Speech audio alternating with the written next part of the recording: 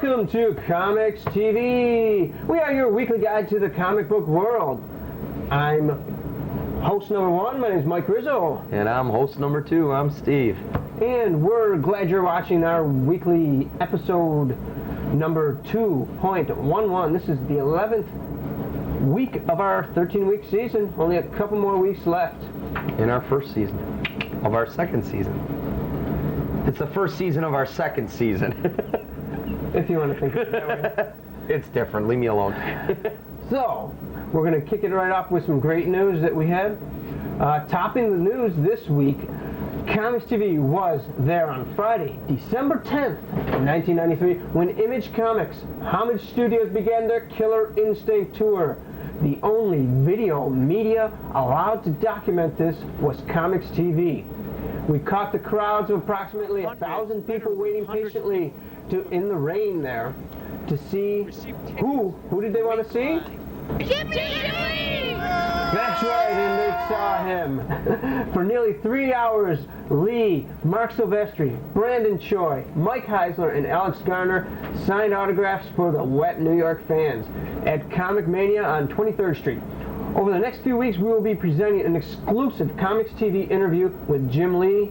It's going to be starting on Christmas Day on one of our local affiliates and running for 2 to 3 weeks. So stay tuned. Okay, this one is a hot news flash. You're supposed to do that. The end of Sandman. Now I know Mike previewed the cards last week, but you thought the death of Superman was a big deal? No way. Sandman readers were not prepared for the amazing pages of World's End, which is Sandman number 56. What could make death cry? What could turn the moon blood red? The answers will come in The Kindly Ones. This is a chapter of Vertical Sandman series written by Neil Gaiman, not Gil Nealman, and illustrated by Mark Hempel, creator of Gregory. It begins or ends in Sandman number 57. Remember, nothing is endless. Cool. This February, Valiant Comics will be including a promo Valiant Era card from Upper Deck. Each card will feature the covers of Valiant's December titles, and they will not be included in any Upper Deck set. The cards will not correspond. You won't get Solar and Solar. They're all different. Readers can collect all 14 cards of the Valiant Era cards, and if they choose, they can exchange them for a set of 6 Chromium cards depicting the 6 Valiant Chromium covers that have been produced to date. So, you can keep all 14 cards, or you can get 6 Chromium cards. My idea is buy 2 sets of the books and you can get 1 set of each, but that's beside the point. Okay, here's a real special news flash. Spider-Man goes public. Can this be right? Marvel Comics says that Spider-Man will reveal his secret identity to the world in Spider-Man Unlimited number 4. And the repercussions are absolutely devastating. Okay. You can't, I mean, this is no dream sequence. It's nothing like some of the series is. They're actually going to show him, and after all the years of Peter Parker and that, this is going to be interesting. And what else? This story features Mysterio. So it's going to be a really, really hot series, and I would recommend definitely picking it up. And now Comics has announced that the latest Married with Children miniseries to follow up their December double-sized flip annual called Quantum Quartet will be a 3-part series called Lotto Fever. It'll be released in January and run right through March. The Bundys win the lottery and run amok with their newly found fortune. It's $1.95 and it will be out beginning in January. Cool. So that's it for the news. And that's the news for this week. And new feature we start this week. It's called Birthdays This Week. It'll be features of artists, writers, anybody that do with comics that have birthdays this week.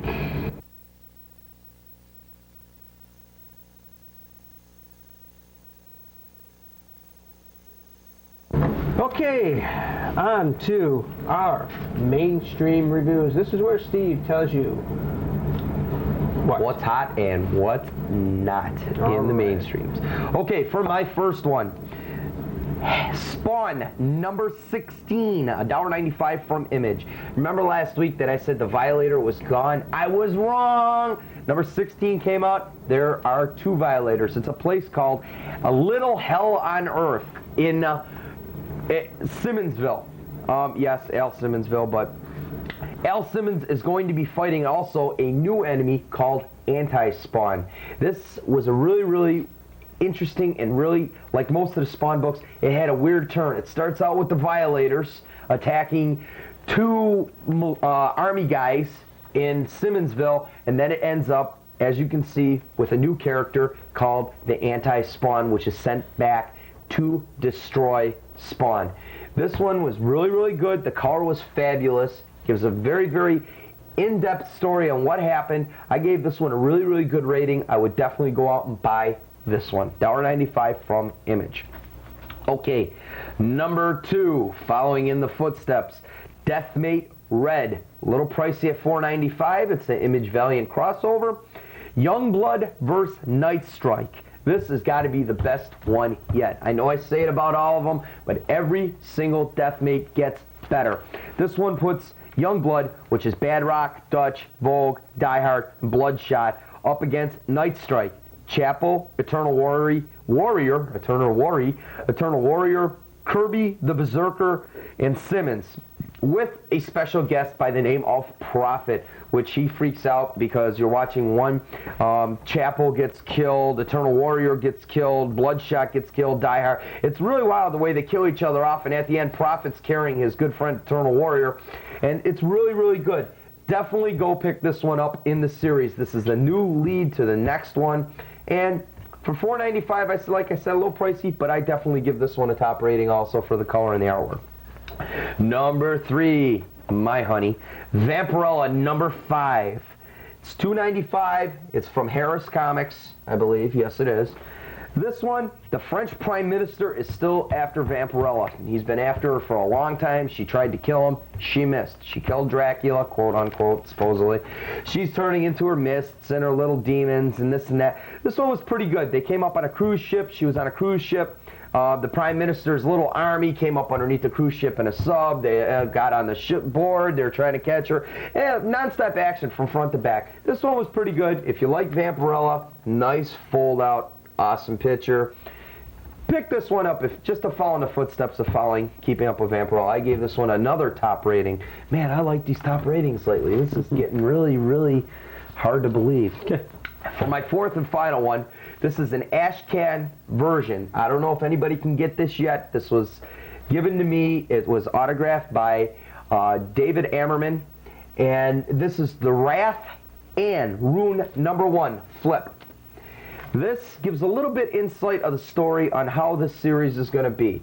How Rune is going to start out and how the Wrath is going to start out. The color in this one was really cool. Even though the story is only like 4 pages long on both of them and flip, gives a little bit of story about Ammerman, the way he wrote it, how he thought it up and that. This one was really good. The Wrath looks like it's going to be a very good series. And I really don't know. I can't push everybody to buy this one, but I would definitely buy the first issue when it comes out to check it out. Now, I'm not too highly in regard on Ashcan versions of books because they're small, they're obsolete, but this was, like I said, given to me, and I liked it. It could be an interesting series, so I'll stick with it. Great. And that was Steve's mainstream reviews for this week. That was me. So, next, as we do every week, we're going to go to Indie Video Magazine with Dan DeBono. Installment of Indie Video Magazine. Today we're going to discuss something that a lot of other people are discussing regarding comics these days, and that is investing. Now, investing in comics can be a good and a bad thing, and we here at Indie Magazine feel that it is an integral part of our hobby, but it should not overtake the main part of our hobby, which should be buying for enjoyment. Now, the last 1 or 2 or 3 years, more and more investment fever has been catching on with especially the younger comic readers since Image came out and Valiant and all the rest of the new companies, you know, and the X-Men craze and all that. It seems like every month the companies are saying this is the newest, hottest, and best comic to ever come down the pike, which is pretty impossible because every month you can't have the newest, hottest, and best, and especially for investment purposes when they print 100,000 to 2 million of these comic books. We've seen that with books countless times where they shoot up to $5 one month, the next year they're back down in the dollar bin. When it comes to independent comics, a lot of people think they have no investment potential. Well, actually they do, because investing in comics was usually a thing where a new character would come out or a new book would come out, and the book would subsequently be rare, like Amazing Fantasy 15, which was the first Spider-Man. That came out, and of course everyone trashed it, and as time went by there was less and less of them, and it was an important milestone in comics, so it invariably went up in value. Well, the comics these days, if you have 900,000 of them in plastic bags, like X-Men or whatever, a new Punisher or whatever hot book at the time there is, 900,000 in plastic put in a box, you don't have that rarity factor, and you will not get that value out of it. Well, with an independent comic, you might have the next Todd McFarlane doing a book of 5,000 print run, let's say his first material. Well, that book will be the investment of tomorrow, and that's why independent books should not be overlooked as investments. But again, we here at Indie want to stress that investment is second to the actual fun of collecting and reading these books and enjoying the art. Because no matter how you slice it, if you spent your $30 to $50 to $60, and even some collectors spend well over $100 a month on comics, and you put that in a mutual fund, I'm sure that would be worth a lot more in so many years than your comic collection. You'd be able to get a lot more cash out of it. So we shouldn't be doing this solely for investment. Hopefully if you buy a book and you like it and then it goes up, that is great. And that's our philosophy here at Indie on investing. And that was Dan DeBono. Now I take you into the world of independent comics, the small press, the small publishers, everything else associated with it. And I'm going to do my reviews. My first one this week is called Wandering Star. It's by Terry S. Wood, and it's put out by her own Pen and Ink Comics. I think the scenes and the artwork from this book speak for themselves. This is one of the best independent books I've ever read. It's fantastically rendered. The art is wonderful. The detailed scenes, excellent body movement and expression. The story is very, very good. It's about Cassandra Andrews, an Earthling, and her experiences during the Bono-Kirian War of 2193. It's told by her many years later to a writer who's doing a piece on it. There are a great cast of characters. It's only $2, and this bi-monthly book is definitely worth every single penny. It's 3 stars, without a doubt. Oh, cool. And secondly this week, from Bongo Comics we have Itchy and Scratchy Comics #1 from Matt Groening's Bongo Comics. Steve Vance does the script and layouts. Mike Milo does the pencils. Harry McLaughlin does the finishes, and Bill Morrison co-plots and finishes, and Cindy Vance co-plots and colors. This is a long version of the Itchy Scratchy cartoons that you can see during The Simpsons show.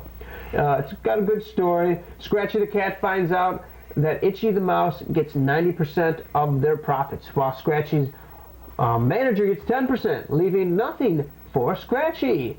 So he's off on $1 million car race trying to win the money, and of course Itchy joins the race, and they go through all their head cuttings and everything along the way. There's tons of gags, and Scratchy gets killed 1,000,000 times. This is included as part 2 of the Bongo Universe poster, and it's $2.25, released quarterly, and it's not a bad book. It's 1.5 stars. And my third book this week, picked up in Toronto. It's by Kevin Johnston. It's called Floyd #1 from Hookline Entertainment, which is his own imprint. We met Kevin up in Toronto, and the reason why I decided to review his book is that he uses advertising. He sells advertising like he would sell advertising as patrons in a yearbook or in a theatrical program, and that's what he did to help produce this book. Floyd and his Spanish friend Sam steal expensive objects in order to make a living. They use their genius nerd friend Mike to find the best objects available using his computers and all his ways that he can get into different systems. While on a routine robbery, they're caught by a man named Globe, who has Floyd turned into a live, living Picasso image with his face pulled back with hooks and all kinds of stuff. Johnson's art is pretty good. There are references to Toronto, which is where the setting takes place. There's references to Buffalo. It's $2. It's 1.5 stars, and the second issue will be coming out in February. It's not a bad book. My last one this week is The Black Raven, episode 3 from Mad Monkey Press. Yes, we have done Mad Monkey before. And at the end of this show, we will be presenting an interview with Mad Monkey and his publisher, Kaja Blackley, who we met there in Toronto. This book features a full-color, fold-out cover, and with all Mad Monkey books, it is a square-bound book printed on higher quality paper. Let's see, there are no ads. John Searle arranged the concepts, Jason Armstrong the visual. Now it's about Jack Baden, who is a wealthy socialite. He dons the costume of Black Raven and goes out and fights crime just like many other people. He's been recovering from a gunshot wound in this issue, and a kid who knows him as Mr. Baden takes him home to nurse his wounds while preserving his identity.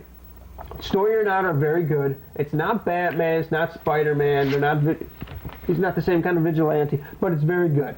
It's only $2 once again, and I think it's 2 stars. I recommend this one.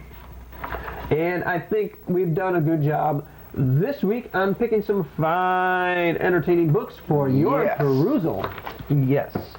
And now Steve has a little treat with some cards. Okay. When we were in Toronto, I had the fortunate pleasure, you might say, to come across a small press named, what is it? Bradford Underground Comics. Now, you're used to seeing me with regular cards, trading cards. These are inexpensive trading cards, which they are trying to sell, which I thought were absolutely fabulous. The idea of doing it like this is fine. Color and everything on them, those are beautiful, but you take a look at prices on those packs, $2.25 for a pack of 6 cards. This right here, there's 9 cards per sheet. He says he was averaging, you can get the pack of 9 cards, which there's only 27 cards in the set. Pack of 9 cards, he says, for $1, which I think is fabulous. So $3, you can have a full actual set of these cards. Now, I have the fortunate of having a few sets myself, so if anybody would like to check a set out, please mail to us, and I'll mail you a set of them. But I just wanted to let them know that I thought this was a fabulous idea. Even though it doesn't have color, the artwork in these are fabulous. It's down to earth, more to the consumer, and I really like that. So, and that's sort of in the vein with the independents, because they're an independent, and we'll be doing something with Brantford, reviewing one of their books in the coming weeks. And it's just another way that some of the small press people are trying to get their product out in an inexpensive way, make some money, and get people to see their stuff. And it's they're not bad at all. They're nice looking cards. Yep. They got different things like Worms Incorporated, which is down here, Skyfire, Skyfire 2, White. I mean, there's a lot of interesting new characters that they brought up, which I thought was cool. So I applaud you guys on those. Very nice. And this week we have a magazine review. We've got a couple coming up. This one is called, it's Mangazine, number 25 from Antarctic Press. This monthly mag is devoted to manga, the Japanese art form of anime and comics and such. And there are reviews of animation, there are Japanese interviews, there's classifieds, there's the comics, there's a comic in there in Japanese. If you know how to read Japanese, it's probably very good. But a lot of manga doesn't even use words. It uses pictures to describe everything. And there's comics in there, and it's not a bad book. It's $3.95, and if you really like manga, it's worth taking a look at. I'd like to comment, you know how you can always tell the manga art, the Japanese art? big eyes and perfectly round mouths when they talk. Yeah, just like little round. Big eyes. I mean, it's like, but some of the art is absolutely great too. Everything but Speed Racer. And on that note, let's go to this week's conventions.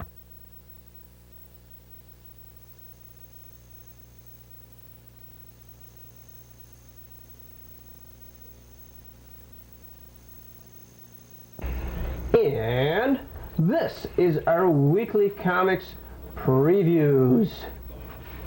I get to start this one. Okay, I'm doing Mort, the Dead Teenager. Number 404, $1.75 from Marvel. The conclusion of this hilarious series explores what might have happened to Mort if he hadn't gone to that great homeroom in the sky. See Mort in the NASCAR finals, see Mort get drafted, see Mort get kidnapped. This big bad bring it all home in a bag of chips finale will have you rolling and wriggling on the floor with laughter. This one sounds really, really funny. January 20th is a shipping date, and it's from Marvel, like I said earlier. And my first preview, or my only preview this week, is from Archie Comics. It's called Reggie's Revenge #1. Yeah.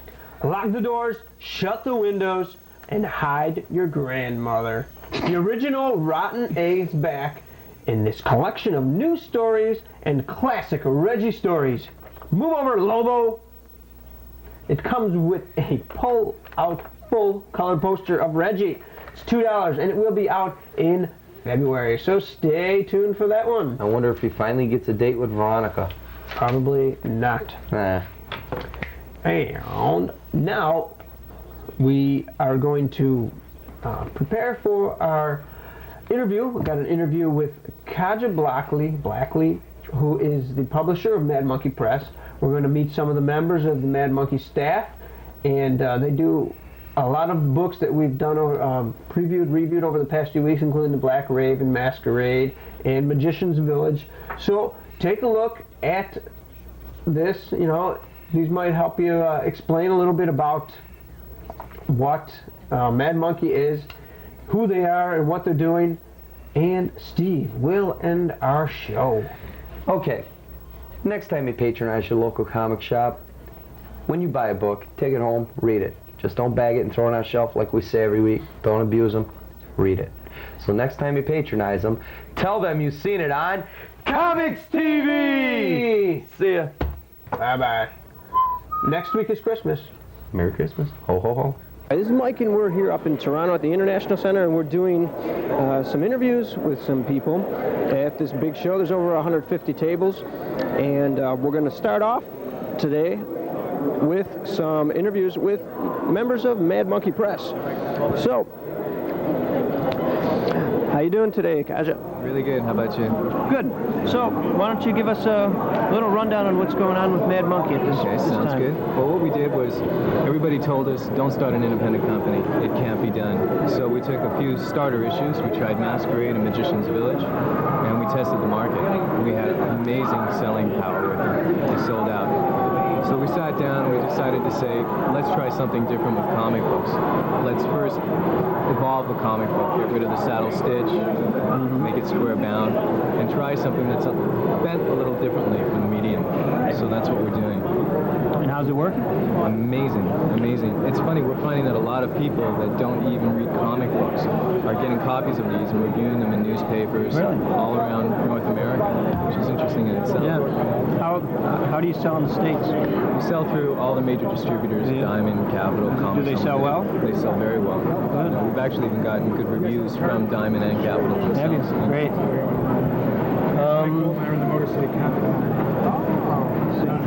So what upcoming projects are you working on now? We have 3 new projects that will be coming out. One's called Lantern's Box, which is an in-depth mystery. And it's a comic book like no one's done before. First of all, it's 2 comic books in one. And the second comic book is actually a children's book, which is bound separately into the inside back cover. And it'll be 16-page installments in full color, along with the straightforward Lantern's Box comic book itself, which is 24 pages in length. So you get 2 in 1, you have to read both of them together to understand everything that's happening in the book. The second one we have is Witch's Brew, which is a historical drama, and we've employed the services of the Doctor of Medieval History. So we've actually traced everything back from the period in time that we've chosen to use directly into present-day times, and that's going to be quite a striking series. Wow. And the last one is Darktown, which is about a man who has 12 hours to find the exit back into reality. He's fallen into a coma, and his wife has given him 12 hours before she shuts off his life support system. And what happens is Darktown is the realm between dreams and nightmares. So it's this interesting thing of finding the exit back in. You guys go for unique storylines plus a unique way of packaging your material. We're not looking to follow anybody. I mean, there's enough people who have an identity that's like everybody else's. And we're looking to separate ourselves and say, look, you know, we can think for ourselves. We have our own ideas. We have our own approach. We have our own type of presentation. And we found that there's a market that's welcoming us greatly. So who do you have with you today? We have my wife Christina.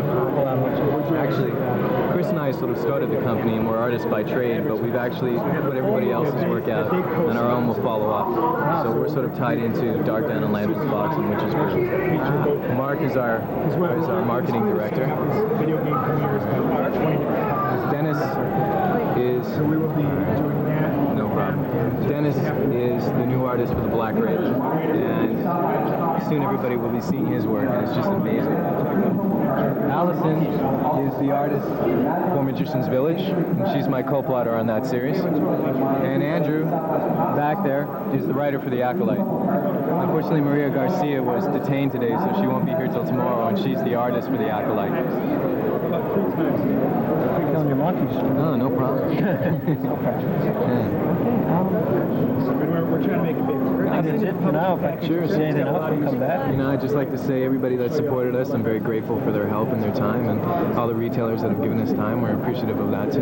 Great. And nice talking with you. Yeah, likewise. Good luck. Thank you kindly. Okay, take care. All right.